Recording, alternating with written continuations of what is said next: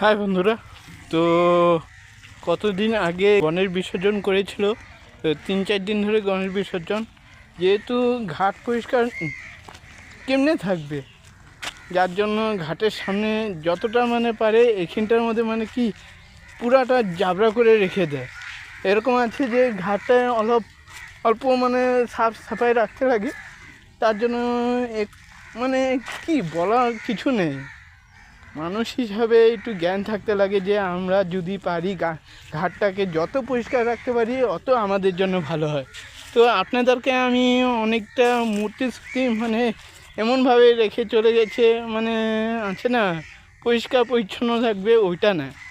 আমি যতটুকুই পারলাম ভিডিওটা করলাম, লাইক শেয়ার কমেন্ট করে দিবে। তো আমি গণেশ ঠাকুরের কিছু মূর্তি আছে এখানে পড়ে আছে, দেখাচ্ছি।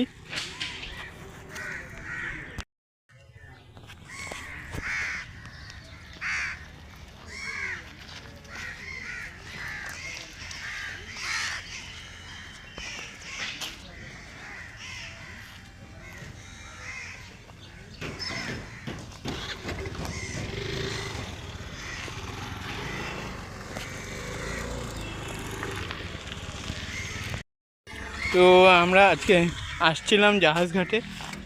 এই জলটা অনেকে যাদের ঘর নাকি ঘাটের সামনে, ওরা তো এই জল খায়, এই জল দিয়ে চান করে।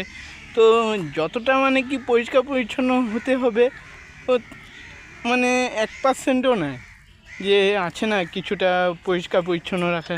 এটা আপনি যেদিকেই তাকাবেন ঘাটের চারিদিকে পুরা জাবরার মতন হয়ে গেছে।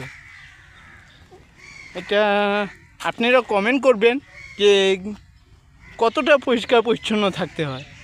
তো হাই, ওয়েলকাম ব্যাক বন্ধুরা। তো আমি সেম ব্লগে ফিরে আসলাম।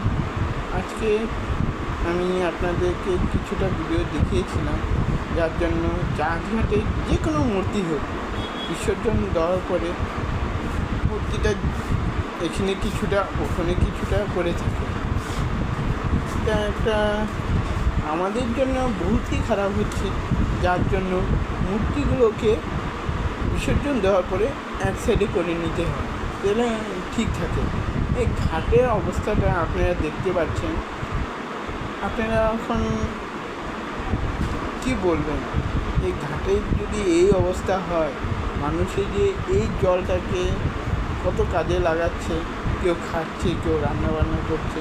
তো আমি ভিডিওতে সব কিছু বলেই দিয়েছি যে আমাদের ওই হিসাবে পরিবেশটাকে পরিষ্কার পরিচ্ছন্ন করে রাখার দরকার।